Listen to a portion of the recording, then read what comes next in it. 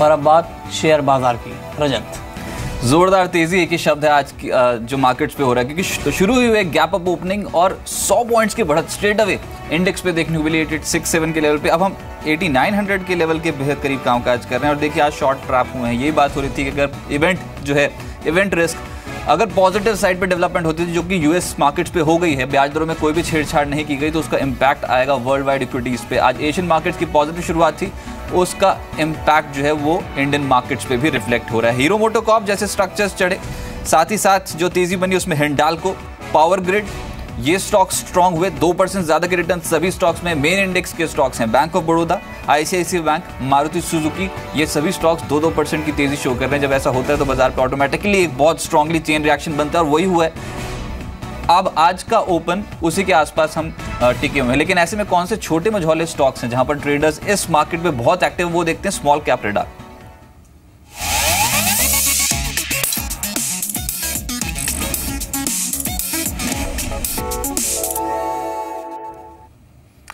चलिए star paper आज का सुपर शेयर 5% अपर सर्किट, इस स्टॉक पे जोरदार तेजी और rest of the paper stocks में भी आज गेन्स मिलते हुए नजर आ रहे हैं। साथ ही साथ भारतीय डिफेंस, ये स्टॉक एकदम से तेज होता हुआ नजर आ रहा है। एक स्ट्रॉन्ग तेजी बनी आज के सत्र में और ट्रेडिंग रेंज से बाहर निकलने की कोशिश की, उसके ऊपर अब टिक रहा है।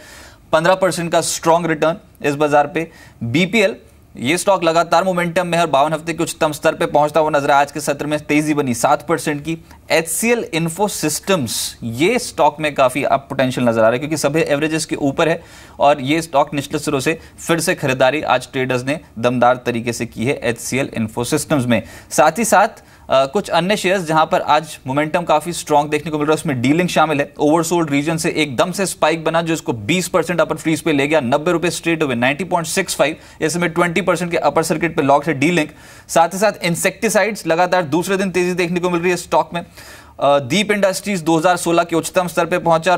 डेयरी शेयर्स पे तो दमदार रिटर्न्स मिले हैं पिछले कुछ दिनों में और लीडरशिप है क्वालिटी डेयरी, उमंग, ये कुछ ऐसे स्टॉक्स हैं जहां पर ट्रेडर्स ने बायस पॉजिटिव रखा है। दो खास विमान टीएस हरिहर साहब मेरे साथ मौजूद हैं, आशीष चंदानी साहब मेरे साथ मौजूद है। सबसे पहले आप दोनों का बहुत बहुत शुक्रिया इस शो में पार्टिसिपेट करने के लिए। 8862 के लेवल पे पहुंचे, 1% की तेजी आज इंडियन मार्केट्स पे। लेकिन हरिहर साहब, ये जो फेड की स्टेटमेंट थी तो एंटिसिपेटेड थी कि इस बार ब्याज दरों में कोई भी छेड़छाड़ नहीं होगी। उसका इंपैक्ट, अगर ये न्यूज फ्लो ऑलरेडी डिस्काउंटेड थी मार्केट्स में, तो इतनी स्ट्रांग तेजी के पीछे कारण क्या है? मेरे ख्याल से सिर्फ फेड का इम्पैक्ट नहीं, ये दो चीज़ों का इम्पैक्ट है। जैसे हम जानते हैं कल रात को फेड का अनाउंसमेंट आया कि रेट में कोई हाइक नहीं होगा, पर आई थिंक एक बात तो साफ है कि दिसंबर में एक 25 बेसिस पॉइंट्स का हाइक हो सकता है। आई थिंक कल सुबह में बैंक ऑफ जापान का स्टेटमेंट आया जहां उन्होंने रेट्स को स्टैटिक रखा, लेकिन they have said that they will move the long term 10 year yield towards 0%।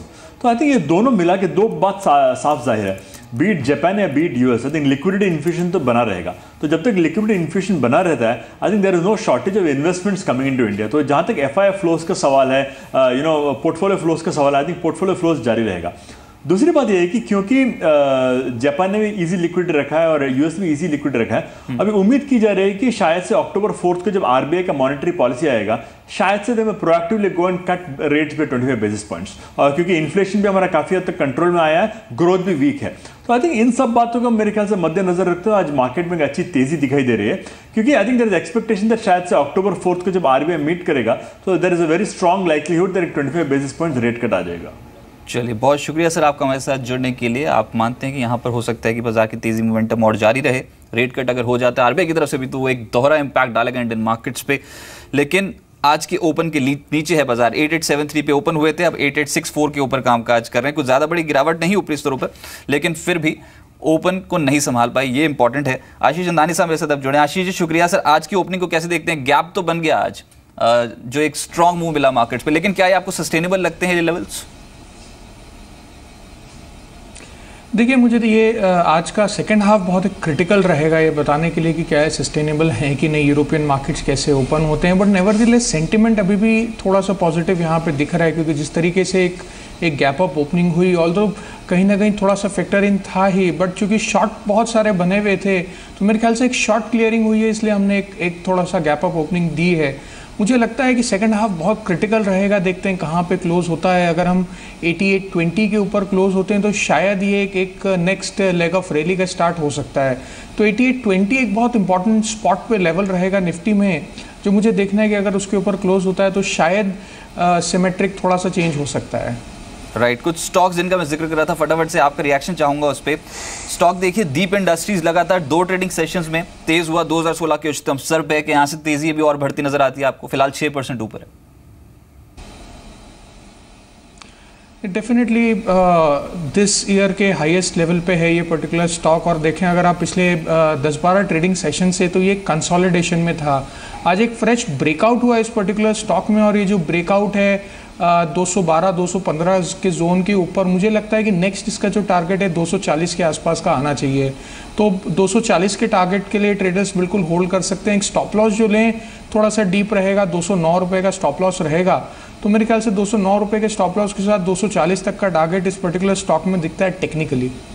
Right, ठीक है। क्वालिटी, इनफैक्ट क्वालिटी नहीं, सभी डेयरी शेयर्स कोई भी अगर आपको पसंद है इन लेवल्स पे, क्वालिटी तो तेज हुआ ही, पिछले 3 दिनों से लगातार स्टॉक पे एक्यूमुलेशन शानदार देखने को मिल रही है। लेकिन रेस्ट ऑफ द पैक है, जैसे कि उमंग डेयरी हो गया, कई स्टॉक्स, वादीलाल जैसे स्टॉक्स, वहाँ पर निचले स्तरों से खरीदारी लौटी है।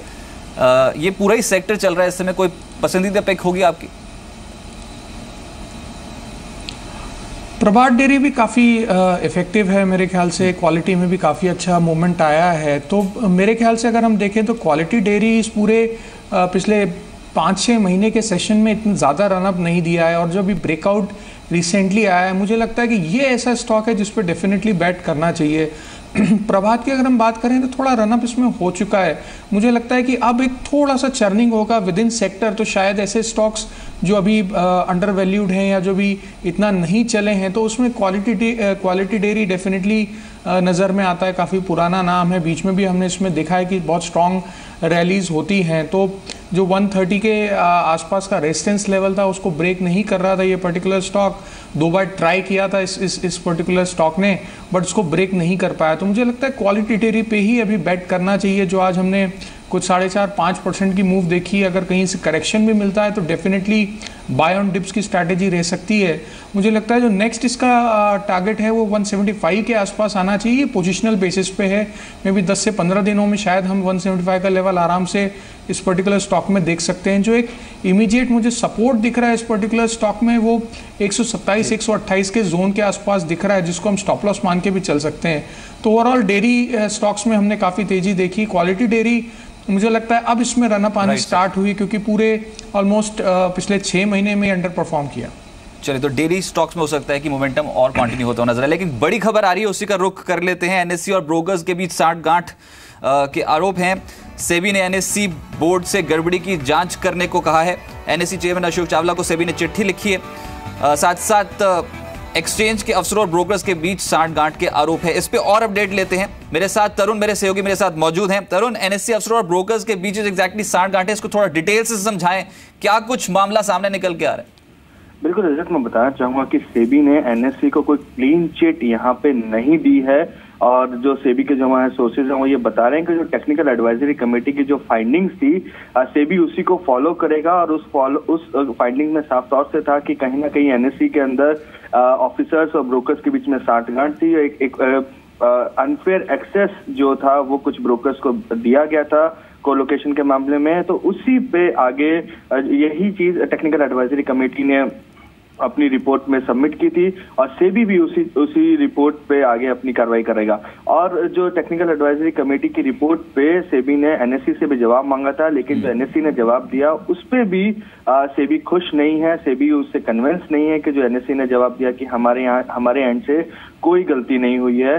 और लेकिन जो टेक्निकल एडवाइजरी कमेटी है, क्योंकि जो हमारे सोर्सेज हैं वो बता रहे हैं कि सेबी टेक्निकली इतना साउंड नहीं होता है, इसलिए वो एक अपनी एक्सपर्ट कमेटी उनके पास है, टेक्निकल एडवाइजरी कमेटी, उसी के जो फाइंडिंग्स है उस पर वो आगे कामकाज करना चाहता है। और हम अपने दर्शकों को बता दें कि अगले 1 से 2 महीने में हम देखेंगे कि एक बड़ी कार्रवाई एनएससी पे हो सकती है। और लेकिन ये जरूर तय है कि जो ब्रोकर्स है, जो 9 सितंबर को जो लेटर लिखा गया है सेबी की तरफ से, वो उसमें साफ तौर से कहा गया है कि कहीं ना कहीं जो रिस्पॉन्सिबिलिटी है वो फिक्स करनी पड़ेगी।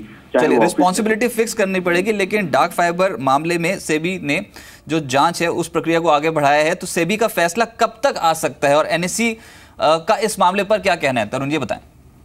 मैं सबसे पहले ये बताना चाहूंगा कि हमने 12 सितंबर को सेबी एनएससी को लेटर ईमेल के जरिए उनसे जवाब मांगने की कोशिश की थी। वो जवाब अभी तक एनएससी की तरफ से नहीं आया है। और जो दूसरी चीज है कि कब तक हो पाएगा, सेबी के जो सोर्सेज हैं उनका साफ तौर से कहना है कि 1-2 महीने के अंदर ये जो एनएससी पे जो रिस्पॉन्सिबिलिटी है वो फिक्स की जाएगी। लेकिन जो बाकी जो बड़े इश्यूज हैं कि आगे से ऐसा कभी ना हो, उसके लिए जो रेगुलेशंस बनाने हैं उसमें थोड़ा सा समय लग सकता है। चलिए, बहुत शुक्रिया आपका मेरे साथ जुड़ने के लिए। बता दर्शकों की जी बिजनेस की 12 सितंबर को चिट्ठी जो लिखी गई थी, एनएससी ने अब तक उसका कोई जवाब नहीं दिया है। बहुत शुक्रिया मेरे साथ जुड़ने के लिए। लेकिन आशीष जी, बाजार बहुत एक्टिव है, आज के सत्र में तेजी बढ़ रही है। कोई 2 स्टॉक्स जो आपके रडार पर है जहां पर पैसा बन सकता है शॉर्ट टर्म में? टोरेंट पावर मेरा पहला स्टॉक रहेगा। मुझे लगता है अब इसका जो रैली स्टार्ट हुई है, और मुझे लगता है जो इसका नेक्स्ट टारगेट आना चाहिए वो करीब 196 के आसपास का आना चाहिए टोरेंट पावर का। इस तरीके से इसमें रैली हुई है। एक स्टॉप लॉस जो है ट्रेडर्स 180 के आसपास का रखे हैं। दूसरा स्टॉक जो है IFCI है, हमने पिछले कुछ दिनों में काफ़ी अच्छा मूवमेंट भी देखा है, वॉल्यूम्स भी काफ़ी अच्छी पिकअप हुई हैं। और अब जिस तरीके से स्टॉक ने 30 रुपये के लेवल को टच किया है, 28.29 के रेजिस्टेंस को ब्रेक करके, मुझे लगता है कि मीडियम टर्म बेसिस पे 37 रुपये तक का लेवल भी हम देख सकते हैं। 27 रुपये के आसपास का स्टॉप लॉस मेंटेन करना चाहिए। चलिए, लेकिन अब अंचल मेरे सहयोगी मेरे साथ जुड़े हैं। आपको एक ब्रोकिंग हाउस पिक भी बताते हैं जहां पर ब्रोकिंग हाउस बुलिश हैं, व्यू पॉजिटिव। अंचल बताएं। शुक्रिया राहत।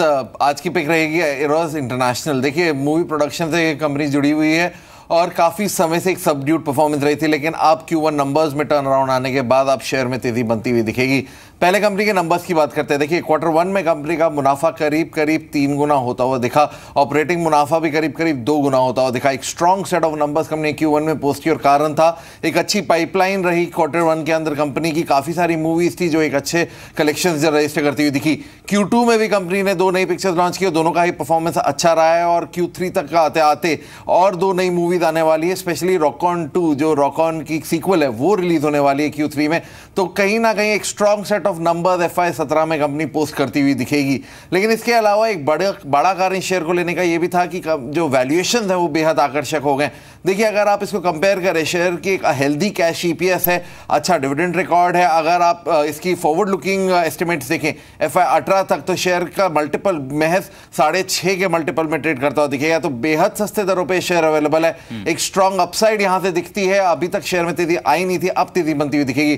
277 के टारगेट्स IDBI कैपिटल को लगता है और इरोज मीडिया में आप इरोज मीडिया में निवेश कर सकते हैं मध्यम से लंबी अवधि के लिए। चलिए, बहुत शुक्रिया हमारे साथ जुड़ने के लिए और ये स्टॉक पहुंचाने के लिए। 2.25% के आसपास की तेजी जो रोज इंटरनेशनल पे बन रही है दिन के उच्चतम स्तर पर, जो ट्रिगर्स अंचल ने बताया उस आधार पर ब्रोकिंग हाउसेस की रिपोर्ट्स पॉजिटिव है, तेजी बन सकती है। स्टॉक को अपने रडार पर रखें। आशीष जी, आपका भी शुक्रिया मेरे साथ जुड़ने के लिए, बाजार पे बात करने के लिए।